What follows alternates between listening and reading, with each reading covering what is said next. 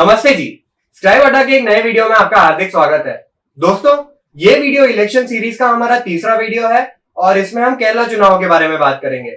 इससे पहले मैंने दो वीडियो बनाए हैं, एक वेस्ट बंगाल चुनाव के ऊपर और एक तमिलनाडु चुनाव के ऊपर। वो आप हमारे चैनल में एक्सप्लोर कर सकते हैं। तो चलिए वीडियो शुरू करते हैं।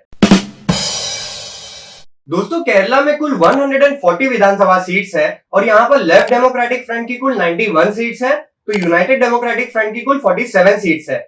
एलडीएफ की मेजर पार्टीज है सीपीआईएम, सीपीआई, जेडीएस, एनसीपी और ये साल जोसे के मनी लेड केरला कांग्रेस एम भी शामिल हुई है अलायंस में।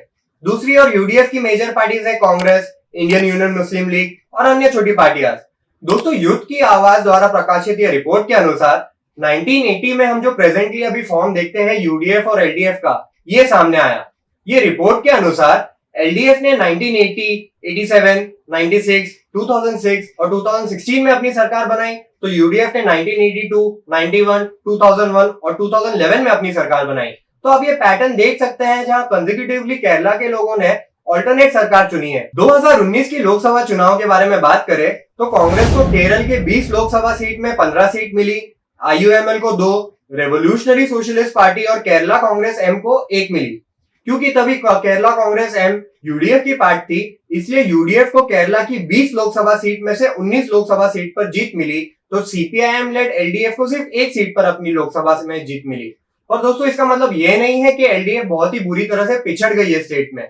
इंडिया टुडे की रिपोर्ट के अनुसार 2020 के लोकल बॉडी पोल्स में एलडीएफ का वोट शेयर सबसे ज्यादा यानी 40.2% था, तो यूडीएफ का 37.9% और एनडीए का वोट शेयर था 19%। और इसी चलते सीपीआईएम के सीनियर लीडर और केरला के मुख्यमंत्री श्री पिनाराई विजयन जी ने 2021 के विधानसभा चुनाव के लिए अपनी पार्टी के सीट एलोकेशन में बहुत चेंजेस लाए हैं।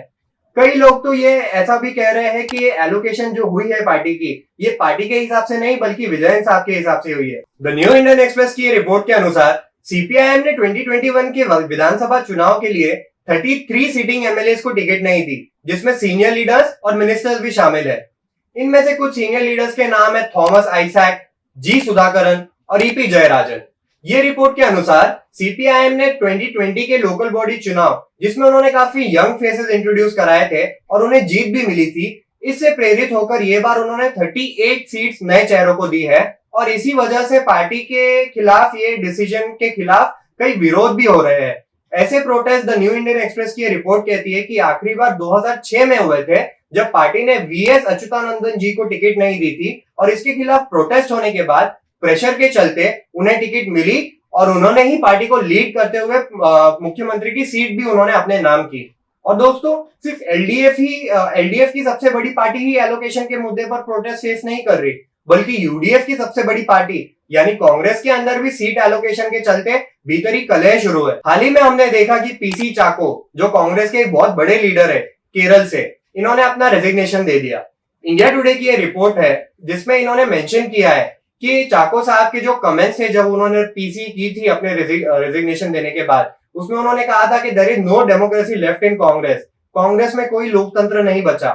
इसके अलावा उनके अन्य कमेंट्स, जैसे कि कांग्रेस की लीडरशिप इनर पॉलिटिक्स के जो चल रही है केरला में, उसके एकदम म्यूट स्पेक्टेटर्स बने हुए हैं। और सबसे अहम कमेंट उनका जो था वो था कि G23 ग्रुप जो है कांग्रेस में, उसमें वो इसीलिए शामिल नहीं हुए क्योंकि वो कांग्रेस के बारे में सोचते हैं, पर वो ग्रुप ने जो मुद्दे उठाए वो काफी सीरियस है और इम्पोर्टेंट है। ऐसे कमेंट्स चाको जी के मुंह से सुनना बहुत ही बड़ा सेटबैक है कांग्रेस के लिए और ये पार्टी के भीतरी कलह को दर्शाता भी है। पीसी चाको साहब का रेजिग्नेशन इन इटसेल्फ बहुत बड़ा सेटबैक है पार्टी के लिए, क्योंकि ये एक लाइफ लॉन्ग कांग्रेस लीडर रह चुके हैं और ये पार्टी में दिल्ली प्रदेश कांग्रेस कमेटी के चीफ रह चुके हैं, पार्टी के स्पोक्स पर्सन रह चुके हैं, फॉर्मर यूनियन मिनिस्टर रह चुके हैं, फॉर्मर एमपी और कई इंपॉर्टेंट पद रख चुके हैं एज अ कांग्रेसमैन। और दोस्तों, सिर्फ भीतरी कलह के चलते कांग्रेस में प्रॉब्लम्स नहीं है, बल्कि कांग्रेस को और भी बड़े रीजंस हैं वरी करने के लिए। पहला रीजन यह है कि एनडीए का वोट शेयर चुनाव दर चुनाव बढ़ते जा रहा है केरल में। यूथ की आवाज की रिपोर्ट पर हम फिर से जाते हैं, जहां पर हम ये टेबल देख सकते हैं जिसमें क्लियरली दिख रहा है कि कैसे बीजेपी का वोट शेयर केरल में 1991 में 4.8% से बढ़कर 14.96% हो गया है 2016 के केरला विधानसभा चुनाव में। इसके अलावा मैंने पहले कहा था कि इंडिया टुडे की रिपोर्ट को कोट करते हुए एनडीए का वोट शेयर 2020 के केरल के लोकल बॉडी चुनाव में 19% तक पहुंच गया। इसके अलावा आपको पता ही है कि बीजेपी की प्रोमिनेंट लीडर्स जैसे कि PM Modi, union minister Smriti Irani ये यहाँ पर कैंपेन कर रहे हैं। तो एक क्लियर थ्रेट है कांग्रेस को एनडीए की तरफ से। कांग्रेस लीडर राहुल गांधी जी के 2 वीडियोस हाल ही में वायरल हुए, जिसमें एक था वायनाड में उनका ट्रैक्टर चलाना और दूसरा था कोलम में स्विमिंग करना।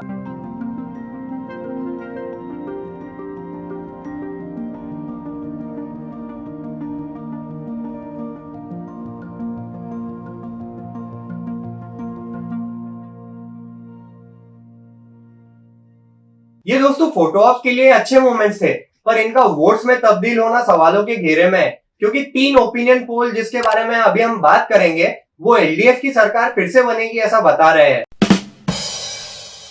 Asianet news C4 opinion poll के अनुसार एलडीएफ को 72 to 78 सीट्स मिलेगी आगामी केरला चुनाव में, तो यूडीएफ को 59 to 65 और एनडीए को 3 to 7 सीट्स मिलेगी। एबीपी न्यूज सी वोटर का ओपिनियन पोल कहता है कि एलडीएफ को 83 to 91, यूडीएफ को 47 to 55 और बीजेपी को 0 to 2 सीट मिलेगी। आखिर में टाइम्स नाउ सी वोटर का ओपिनियन पोल कहता है कि एलडीएफ को 82 सीट्स मिलेगी, यूडीएफ को 56 और बीजेपी को सिर्फ 1।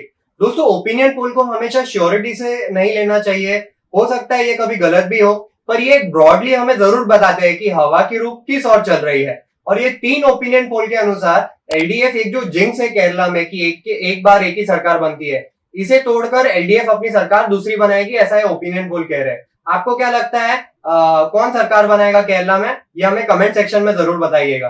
अब दोस्तों और एक चीज आखिर में आपके साथ में थोड़े फैक्टॉइड शेयर करना चाहूंगा।